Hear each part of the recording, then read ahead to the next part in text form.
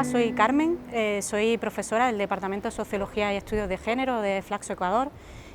Digamos que hay dos tipos de refugiados, ¿vale? El refugiado que pide la demanda de asilo individualmente y lo que se llaman refugiados prima facie, ¿vale? El refugiado prima facie normalmente es aquel que sale de un conflicto y ACNUR, ¿vale?, le declara como refugiado ipso facto porque, por ejemplo, ha entrado colectivamente en el país aledaño al sitio en donde se produce el conflicto, ¿vale?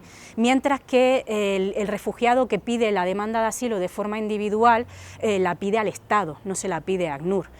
Simplemente ACNUR actúa cuando considera que esa población amerita la protección internacional y considera que el Estado no ha cumplido bien su función y que es ACNUR la que va a darle el estatus de refugiado. Pero en principio siempre son los Estados, ¿vale? Y ahí hay también un constreñimiento por parte de los organismos internacionales de que tienen que tener el visto bueno del Estado para el acceso en todo el proceso. Digamos que ACNUR está como un poco de veedor en el proceso de establecimiento del estatus de refugiado, mientras que, como os digo, cuando es un colectivo que sale de un país por un conflicto y que le llaman refugiados prima facie, es directamente ACNUR quien le otorga, digamos, la protección, aunque normalmente esa protección está ligada a campamentos de refugiados, ¿no? Bueno, mi nombre es Javier Arcentales, soy abogado especializado en temas de migraciones y derechos humanos. Y siempre es bueno, digamos, recordar o reflexionar sobre quién es una persona refugiada, porque en el tiempo que yo trabajo, creo que ha sido una de las cosas que más duro se ha tratado de hacer entender a la población, a las autoridades, a los funcionarios públicos, y es algo que cuesta mucho todavía, ¿no? Cuando una persona refugiada va a, no sé, a un lugar para que le arrienden y dice soy refugiada, entonces le preguntan que ustedes de las FARC o ustedes ha cometido un delito, o si es que yo le arriendo a usted vaya a tener problemas. Todavía no se entiende, ¿no? O sea, desde el mismo hecho de si es que una persona refugiada quiere abrir una cuenta de banco, tiene problemas porque la identificación no le permite, o acceder al seguro social. Entonces, cuando me preguntan quién es una persona refugiada, siento que he explicado muchísimas veces esto y que siento que no se llega todavía a entender qué implica, ¿no? Y cómo Ecuador, siendo el país que más personas refugiadas tiene, sobre todo el conflicto armado colombiano, no ha llegado todavía a comprender y a dimensionar lo que es una persona refugiada. Y no solamente en el concepto, ¿no?, sino en el trato, en qué implica cuando me encuentro con una persona que dice que es refugiada. Entonces, creo que sí es importante reflexionar sobre el concepto, pero también a mí me queda, una vez más, el tema de la pregunta, cómo traducirle a la población en general quién es una persona refugiada, ¿no? O sea, más allá de la normativa, más allá de las definiciones, sí hace falta eso. Un refugiado es una persona que por distintos motivos ha salido huyendo de su país, ¿vale? Normalmente la Convención de Ginebra da una serie de, digamos, de puntos que establecerían que una persona sale de su país perseguido por motivaciones políticas, religiosas, vinculadas también a su etnicidad y a ciertos componentes más que están incluidos en el artículo 1 de la Carta de Naciones Unidas con respecto a los refugiados, ¿no? Hay una cuestión importante que hay que señalar, y es que esa persona necesita ser reconocida como refugiado, es decir, necesita ser reconocida como que ha sufrido algún tipo de violencia que le ha hecho salir del país, que ha sido perseguido o que ha visto de alguna manera que su vida corría peligro en el país de origen. Entonces, esa persona sale, cruza una frontera, y al cruzar la frontera en el país receptor, ya sea un país aledaño o otro país en otra latitud, por ejemplo, puede ser receptor de una demanda de asilo por parte de esa persona. Después de que se produce esa demanda, viene todo un proceso administrativo extremadamente engorroso, incluso que puede durar años, en el que la persona tiene que estar constantemente demostrando que efectivamente amerita que sea protegido por el Estado en el que ha pedido asilo. ¿Vale? Entonces, en ese sentido, creo que hay un punto importante a señalar, y esta idea de que el refugiado tiene que estar constantemente demostrando que es ameritoria, que amerita el estatus de refugiado, ¿no? Creo yo que en este tiempo ha habido como una suerte de inercia que se ha ido creando, sobre todo desde el 99-2000, en el que aumenta la población refugiada, surgen los diferentes actores, el ACNUR como el organismo internacional, las ONGs que están cooperando con ACNUR, el mismo Estado.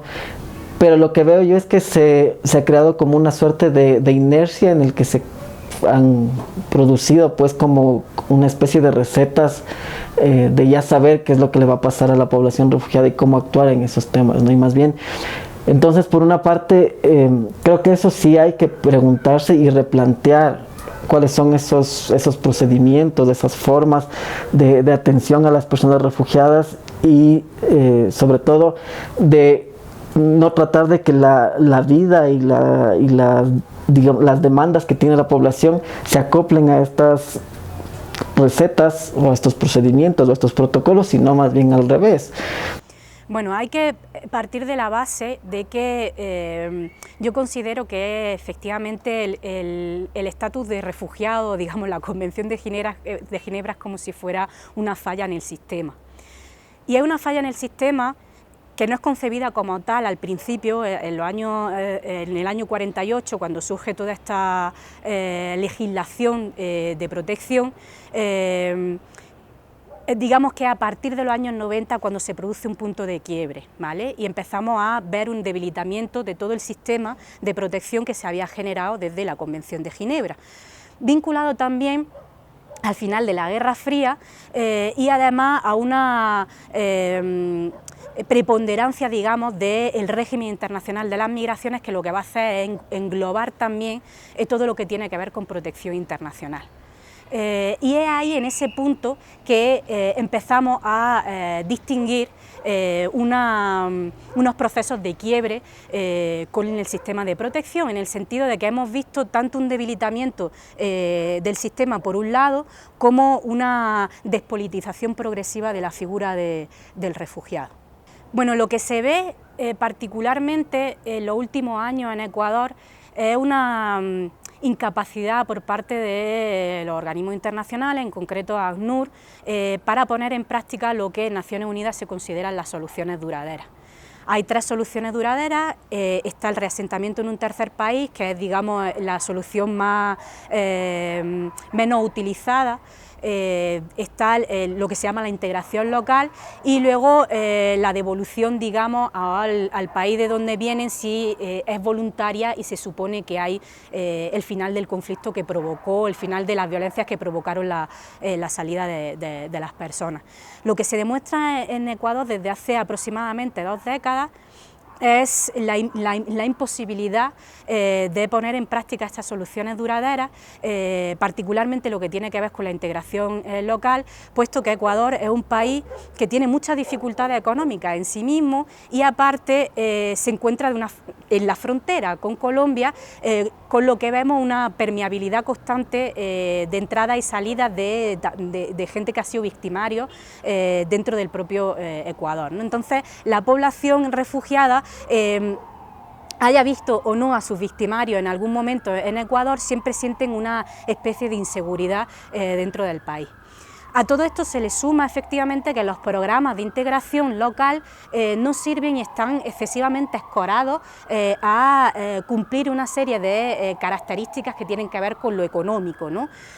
Con que estos refugiados acaben siendo proveedores de su propia protección a nivel económico, pero también a nivel de seguridad, en el sentido de que ellos acaban, muchos de ellos, por ejemplo, formando parte de programas que se llaman programas de emprendimiento que realiza ACNUR con otras organizaciones no gubernamentales que le sirven de alguna manera de brazo ejecutor de políticas, de medidas de ACNUR, pero lo que hacen en verdad es meter a los refugiados como una especie de rueda de precariedad en la que les es imposible salir. A eso además se le suma que los programas de reasentamiento en el país cada vez están más restringidos, cada vez hay menos países que aceptan a refugiados colombianos que proceden de Ecuador y además un porcentaje bajísimo de población que acaba accediendo a unos procesos que son extremadamente oscuros, digamos poco claros en su establecimiento de quién accede, quién no, quién acaba reasentado y quién no acaba reasentado, ¿no? El tema del reasentamiento es que justo, o sea, no es un derecho porque si bien cualquier persona puede, digamos, salir por sus propios medios de un tercer país, el reasentamiento más bien se ha creado como un procedimiento institucional que está en principio gestionado por el ACNUR. Y lo que hace el ACNUR es una suerte de identificar los casos que pueden ser de posible reasentamiento y presentárselos a los estados, que además de estados que fijan cupos, para ver si es que estos casos que ellos identifican pueden ser reconocidos bajo la condición de refugiado y trasladados a este otro estado. Eso obviamente toma tiempo, ¿no es cierto? Hay comisiones de estos estados que visitan el país para justamente mirar los perfiles de las personas que están solicitando esto y también en función de las políticas de recepción de refugiados de cada estado, ¿no es cierto? Hay cupos, como les digo, hay perfiles, hay ciertas situaciones bajo las cuales estos estados no admiten una persona refugiada, por ejemplo, que haya estado que tenga alguna situación incluso de cierta vinculación con grupos armados, aunque él mismo se haya desvinculado y haya huido, hay ciertos estados que no los aceptan. Entonces es todo un tema complejo el reasentamiento, creo que también hay que repensarlo.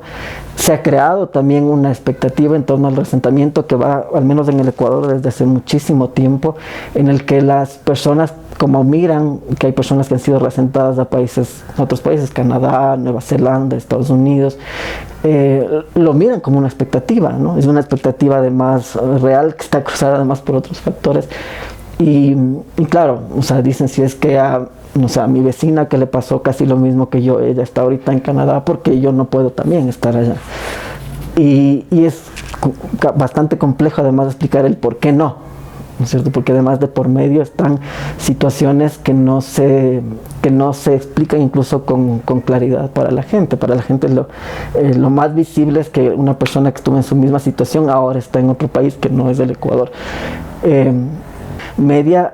En función de la información que se presenta, cómo están presentando la información, cómo la gente realmente está comprendiendo el tema del reasentamiento, es algo que como el ACNUR es el que gestiona, tiene que saber cómo presentarlo a la población refugiada, ¿no? No es una lotería tampoco en la que uno tiene que participar y gana o no gana, sino tiene que ser realmente un procedimiento claro. Y además con la suficiente transparencia de la información, incluso para quienes están en ese mismo proceso de reasentamiento, ¿no? O sea, la claridad de por qué no se les otorgó el reasentamiento, por qué estando en un momento de reasentamiento luego ya no lo tuvieron, cuál es la información de los estados, por qué los estados, por ejemplo, no les admitieron como refugiados en los países que ellos tenían la expectativa. El reasentamiento no es un derecho como tal reconocido como lo es el derecho a solicitar refugio. O sea, una persona tiene derecho a solicitar refugio, el Estado tiene que hacer todo para determinar su condición y otorgarle esa protección si es que es necesario. Pero en el reasentamiento no ocurre eso. O sea, el reasentamiento más bien es este procedimiento más institucional que también está dirigido a proteger a la persona, pero que en este caso tiene que cumplirse todos estos otros parámetros para que proceda. Lo vuelve más complejo. Es obviamente complicada el transmitir con claridad el por qué no es un derecho, pero digamos, esta es la situación que actualmente es tal como está planteada, digamos, ¿no? Pero sí hay que sí hay que replantear muchas cosas, sobre todo en el relacionamiento con la población y la información, que creo que es básico.